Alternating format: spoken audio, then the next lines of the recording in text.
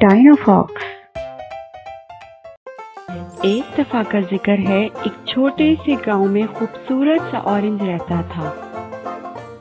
ये कोई आम ऑरेंज नहीं था, ये बहुत ही मुख्तलिफ ऑरेंज था। ये नोटी ऑरेंज था, दुनिया का पहला फल जिसे नोट लिखने का बेइंतहा शौक था।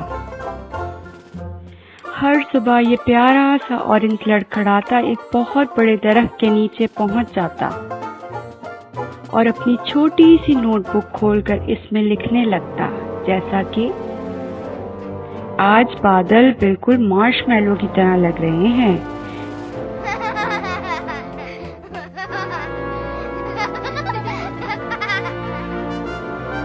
शहद की मक्खियां बेहतरीन सिंगर होती हैं।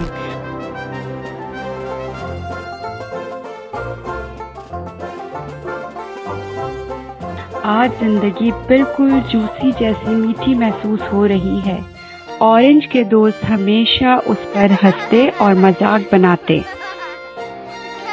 मगर नोटी ऑरेंज बिल्कुल भी पुराना मानता और हमेशा खुश रहता।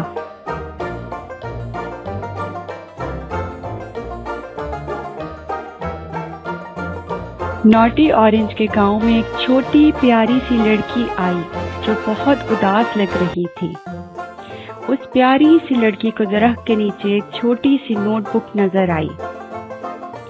उस लड़की ने नोटबुक पढ़नी शुरू की। जैसे वो लड़की नोट पढ़ती गई, उसके चेहरे पे खुशी नुमाया होती गई।